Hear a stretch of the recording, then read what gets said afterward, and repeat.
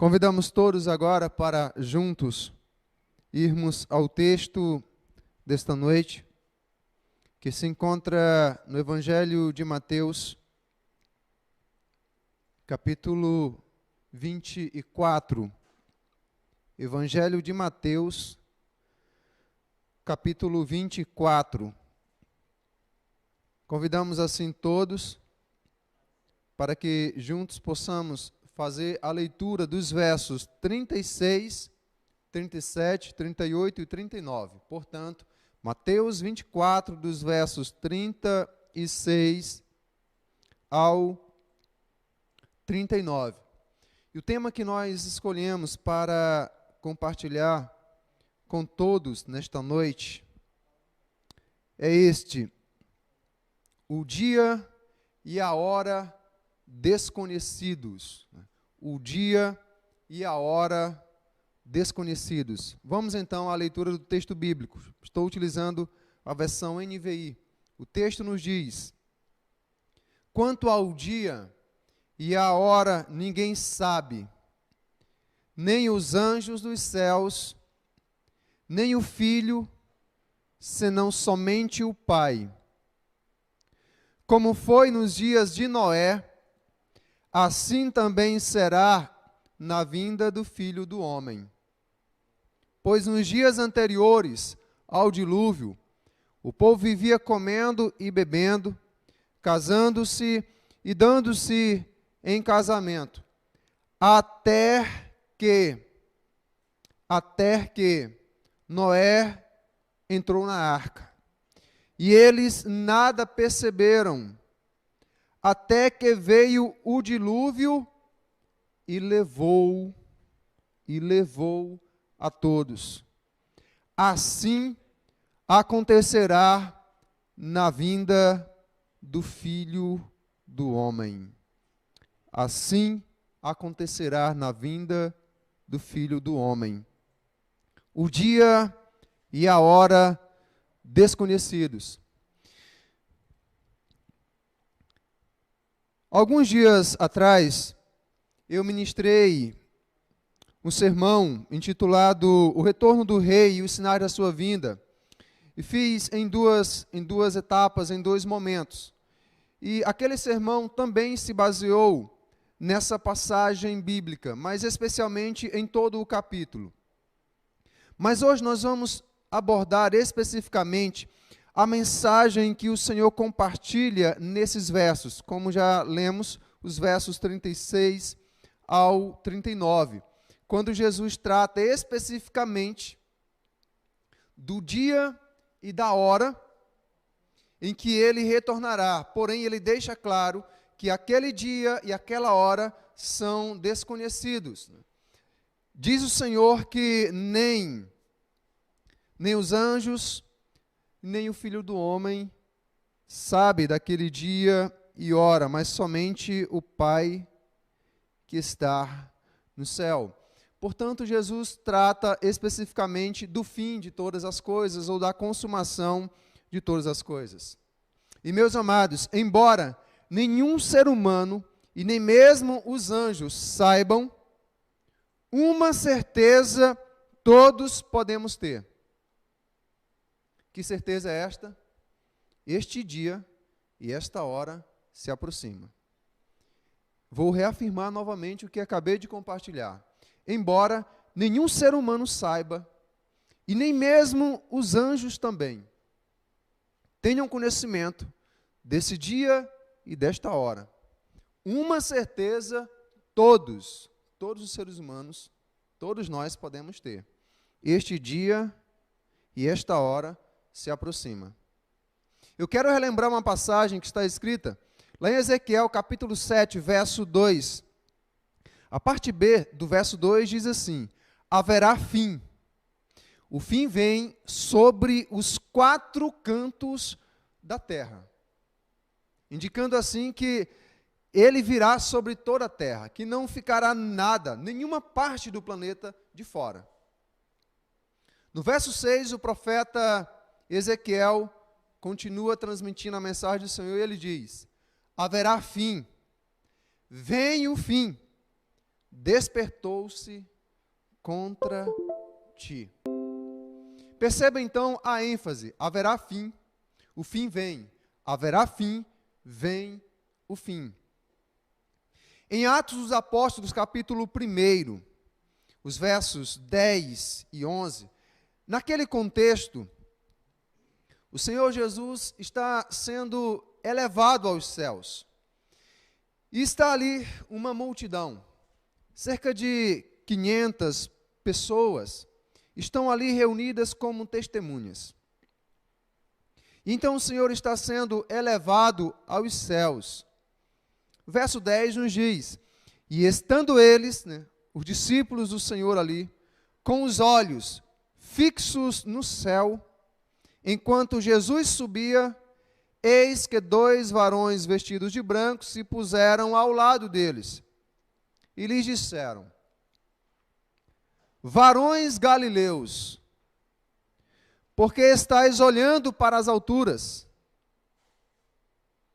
Perceba agora o final do verso 11, a palavra dos anjos. Esse Jesus, que dentre vós foi assunto, foi elevado ao céu, virá do modo como o vistes subir. Esse Jesus que subiu ao céu, ele virá. E da forma como vocês o viram subindo, então os que estiverem vivos o verão descendo novamente, retornando para consumar todas as coisas. Em Mateus capítulo 24, texto do sermão profético, no verso 30, o Senhor Jesus afirma: então aparecerá no céu o sinal do Filho do Homem. Todos os povos, todas as nações da terra, todas as tribos da terra se lamentarão e verão o Filho do Homem vindo sobre as nuvens do céu com poder e muita glória.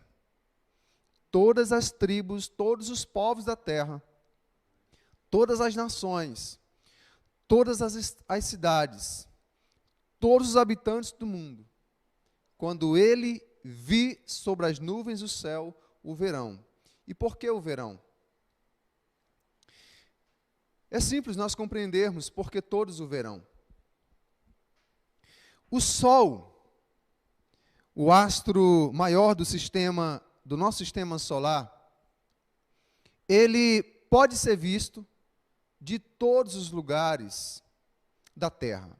Aonde tem uma tribo, aonde tem uma cidade, aonde tem um habitante, então esse habitante, independentemente de onde ele esteja, ele pode ver o brilho do sol, a glória do sol. O sol pode ser contemplado. Portanto, eu preciso lhe dizer que o Criador do sol tem uma glória infinitamente maior do que o sol que ele mesmo criou. Portanto, quando Jesus, o Filho do Homem, aparecer sobre as nuvens do céu, ele será contemplado, ele será visto por todos os povos, todas as nações, porque a sua glória muito excede, a sua glória é infinitamente maior do que a glória do sol.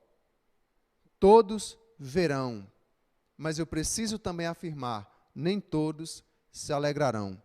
O texto diz que os povos da terra lamentarão, muitos lamentarão.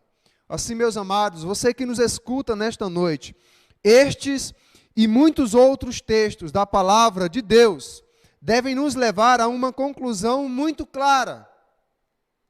O Senhor Jesus voltará do mesmo modo como fora visto subir aos céus. Independentemente de os homens e as mulheres crerem, acreditarem ou não, ele voltará do mesmo modo como fora visto pelos seus discípulos há 2000 anos atrás, subindo aos céus. Somente no Novo Testamento existem cerca de 318 citações bíblicas que mencionam a volta gloriosa do Rei dos Reis e do Senhor dos Senhores. Eu acredito que somente uma citação bíblica seria mais do que suficiente para nós crermos nesta verdade gloriosa, para nós crermos nessa promessa bendita, que aquele que foi, voltará outra vez. Mas aqui, ele não voltará outra vez como um servo sofredor, como aquele que veio há 2000 anos para sofrer em nosso lugar e ali foi morto, crucificado naquela cruz. O seu retorno será glorioso e ele virá para reinar, pois virá como o Rei dos Reis e o Senhor dos Senhores. Portanto, diante de tantas afirmações bíblicas, citações da palavra de Deus, a pergunta que você e eu devemos fazer não é esta: será que ele vem mesmo? Ou quando ele vem? Que dia ele vem? Não são estas as perguntas que nós devemos fazer. A pergunta que você e eu devemos fazer é esta: como ele irá me encontrar quando voltar? Como ele irá encontrar você quando ele voltar como Rei dos Reis, como Senhor dos Senhores? Como estará a sua vida quando ele voltar? Mas a respeito da sua volta e de como as pessoas estarão, o próprio Senhor Jesus revelou. Ele nos revelou como as pessoas desta geração estarão vivendo quando ele voltar. No verso 37 de Mateus 24, texto que nós lemos, a parte A do verso 37, o Senhor afirma: pois assim como foi nos dias de Noé. Assim como se deu nos dias de Noé, quando o dilúvio chegou. Da forma como estava vivendo aquela geração, assim também esta geração estará vivendo quando o Senhor voltar. E como a geração dos dias de Noé, do tempo de Noé, estava vivendo quando o dilúvio enviado pelo Senhor ali chegou. Creio que você já deve ter ouvido que Noé é chamado nas Escrituras de o pregador da justiça. E aquele homem de Deus, aquele servo de Deus, aquele patriarca, pregou a mensagem de Deus por cerca de 120 anos, alertando aquela geração sobre o juízo de Deus, mas eles simplesmente ignoraram. Portanto, o primeiro destaque que eu faço, da forma como eles estavam vivendo, eles desprezaram a mensagem de Deus. Desprezaram completamente a mensagem de salvação, o alerta de Deus para as suas vidas. Mensagem aquela que foi intensamente proclamada. Mais de um século de proclamação, mais de 100 anos de proclamação. E foram 120 anos em que eles estiveram desprezando a mensagem ali proclamada.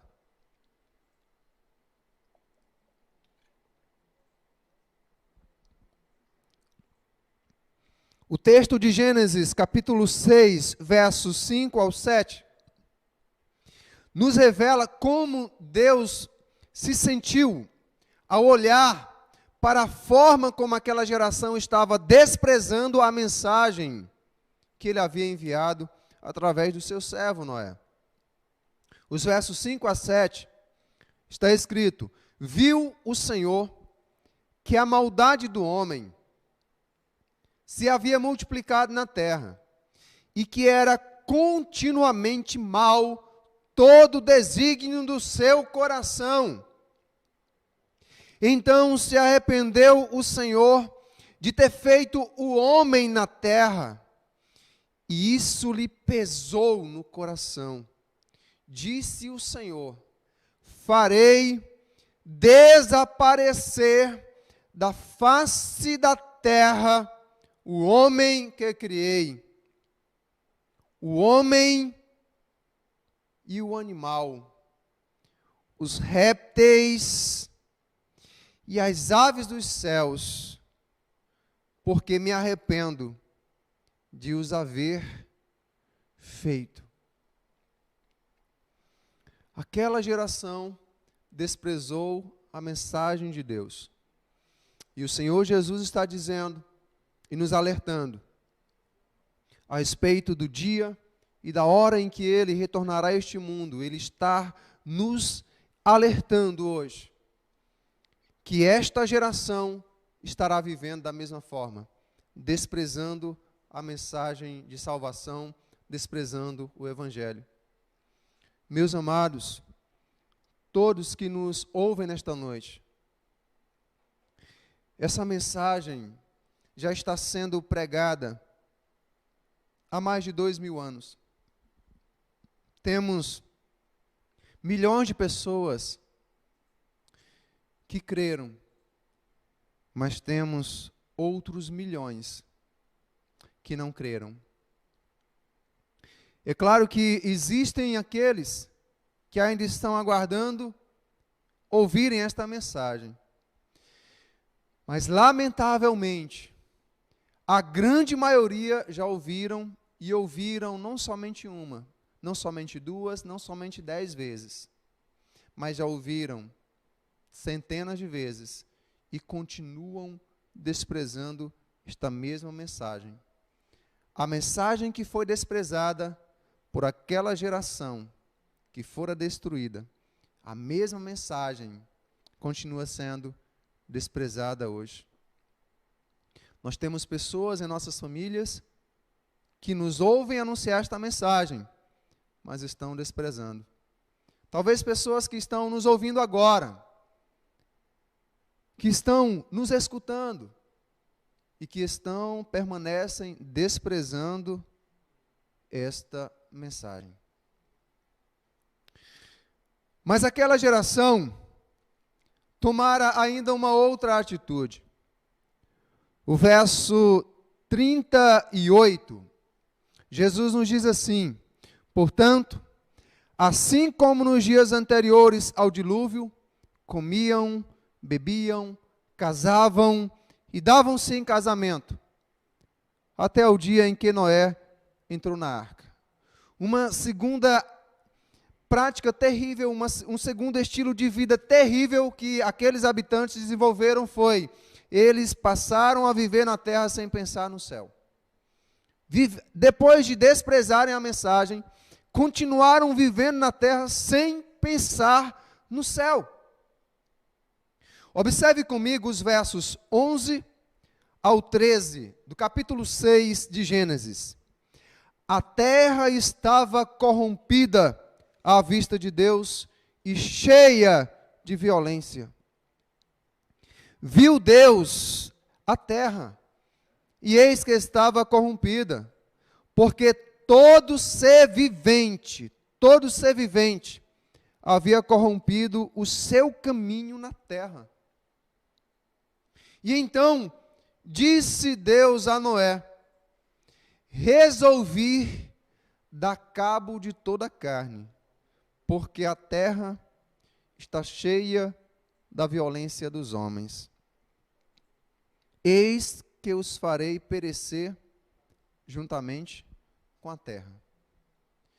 Quando nós pegamos esta declaração da palavra do Senhor, que descreve o estado daquela geração, os contemporâneos de Noé, e quando nós então comparamos esta descrição à realidade que nós vivemos hoje, nós percebemos que é um retrato, é uma fotografia. A terra está corrompida, cheia de violência. E o Senhor vê e percebe que a terra, a humanidade, está corrompida e cheia de violência. Todo o ser vivente. Todo ser vivente. Olhamos então, homens e mulheres, tendo prazer em todo tipo de pecado, tendo prazer na prostituição, no adultério, nos vícios, no engano. São corruptos e corruptores. São enganados e também enganadores. Estão vivendo nesta terra sem pensarem no céu. Estão vivendo o tempo presente sem pensarem na eternidade. E muitas dessas pessoas talvez façam isto em meio à ignorância. Algumas pensam que irão permanecer aqui para sempre, ou que aquilo que elas estão fazendo aqui, os bens que conquistam, aquilo que elas constroem aqui, pensam que isto irá durar para sempre.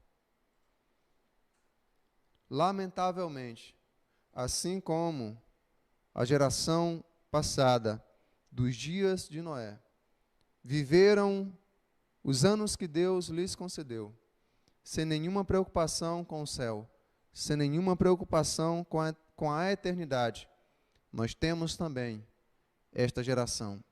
E talvez esta geração esteja menos preocupada com o céu, com a eternidade, do que a geração dos dias de Noé. Pais de famílias que não estão preocupados com a salvação dos seus filhos. Preocupam-se apenas com a formação deles. Não que eu ache ruim, não que a formação, a graduação seja algo ruim, mas o que é ruim e o que é lamentável, o que é perigoso e preocupante, é a atitude do pai e da mãe que se preocupa apenas com a formação dos seus filhos. Se preocupam apenas em fazer com que eles tenham um diploma e não a salvação em seus corações. Homens e mulheres que se preocupam apenas com o seu trabalho e deixam o Senhor e a herança espiritual de lado. Na verdade, o tesouro deles está aqui nesta terra. E o tesouro deles é ao dia em que Noé entrou na arca. Eles não perceberam. Senão quando veio o dilúvio e os levou a todos, assim será também a vinda do Filho do Homem. O único meio de salvação providencial de Deus para aquela geração fora a arca. O único local aonde havia salvação e segurança era dentro da arca. Haviam montanhas muito elevadas, haviam montes cuja estrutura deixava qualquer pessoa perplexa ou admirada. Haviam árvores frondosas e muito elevadas.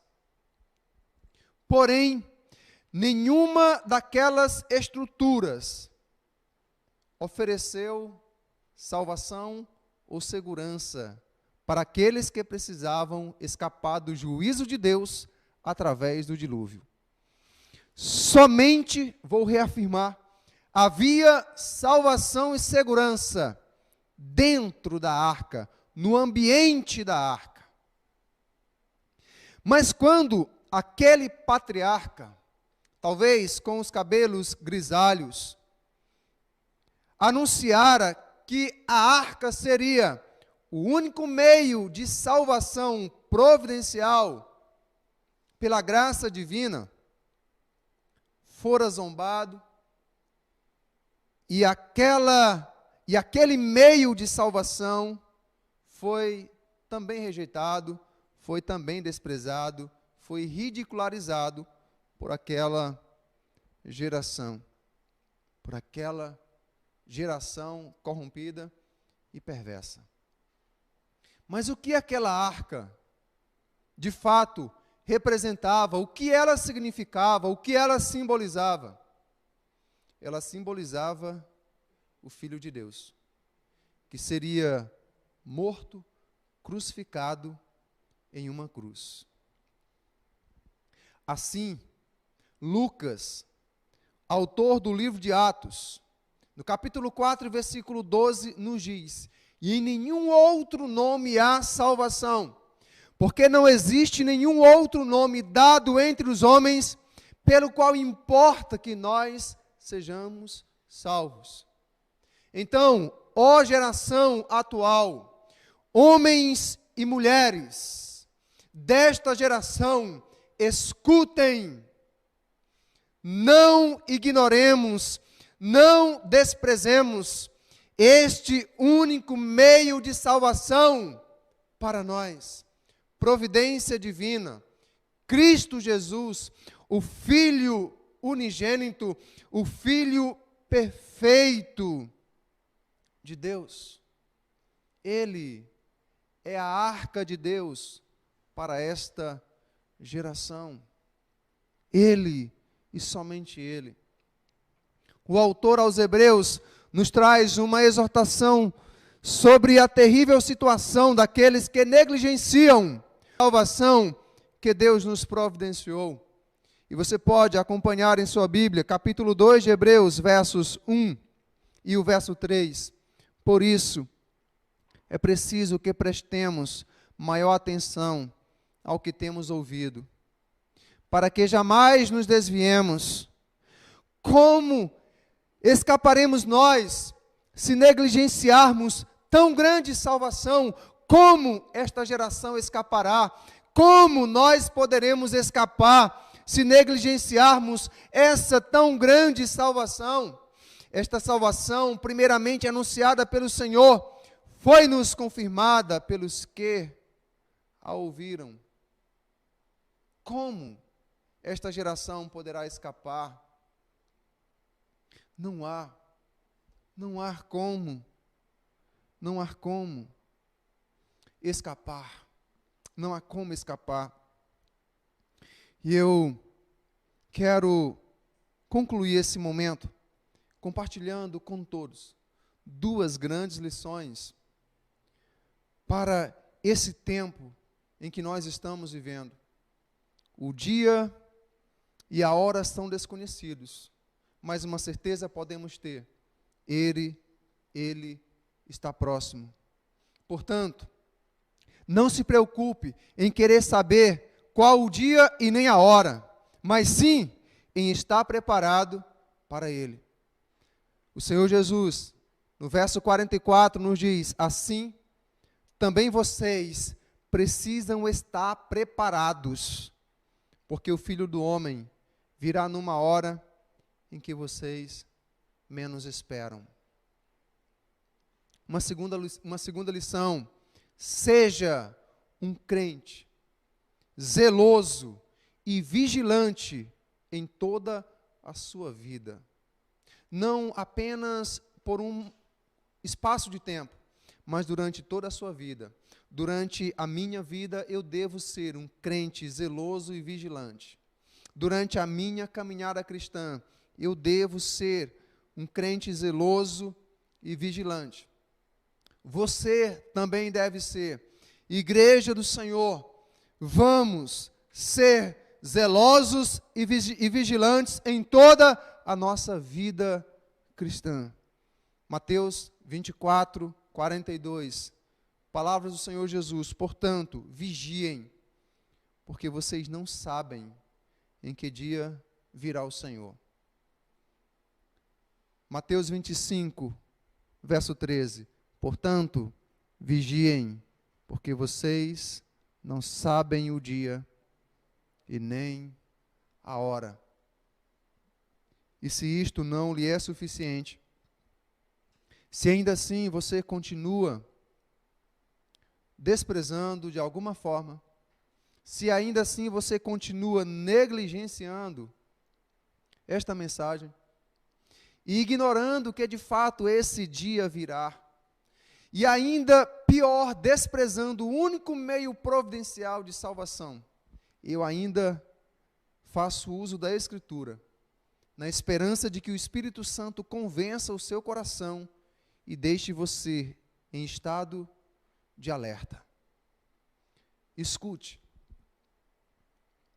Quando as águas do dilúvio, elas chegaram sobre aquela geração, as águas atingiu a todos, e as águas assolaram aquela arca, de tal forma que a arca foi sacudida.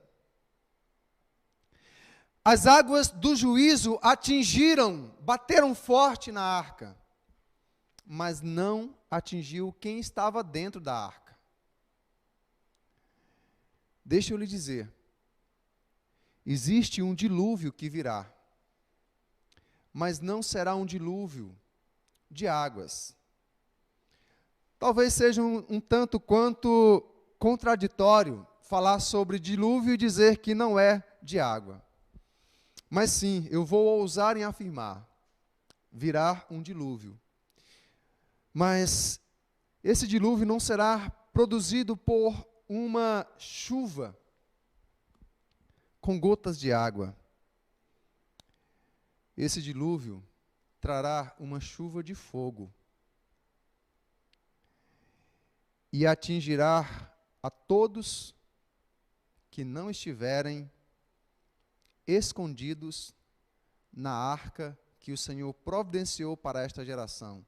E esta arca é Cristo, o seu Filho perfeito, como nós já anunciamos. E essa chuva que trouxe juízo e ira divina, Filho, lá na cruz do Calvário. Portanto, aqueles que quiserem escapar dela, precisam se refugiar nele. Profeta Malaquias, capítulo 4. Pois certamente vem o dia, ardente como uma fornalha. Todos os arrogantes e todos os malfeitores serão como palha. E aquele dia que está chegando, ateará fogo neles, diz o Senhor dos Exércitos. Agora aqueles que estiverem refugiados na arca, o Filho perfeito, Jesus Cristo. Verso 2. Mas para vocês que reverenciam o meu nome, o sol da justiça se levantará, trazendo cura em suas asas, e vocês sairão e saltarão como... Você já viu quando o vaqueiro, ele abre a porteira depois de um bom tempo em que os bezerros estão presos ali, e ele sai saltando de alegria para o pasto, com exultante alegria? Assim será também para aqueles que esperam o Senhor, para aqueles que se refugiam nele. Que o Senhor nos desperte plenamente e completamente através da sua palavra. Quero lhe convidar a orarmos mais uma vez ao Senhor. Abra o seu coração, apresente sua vida, reconcilie-se com o Senhor, aí mesmo onde você está, entregue sua vida para Ele, arrependa-se dos seus pecados, mude de vida, deixe todo ato de corrupção, deixe toda prática, abandone toda prática de pecado que o Senhor odeia. Na verdade, o Senhor odeia todo tipo de pecado, e nós devemos nos arrepender para que sejamos aceitos, para que sejamos curados pelo Senhor.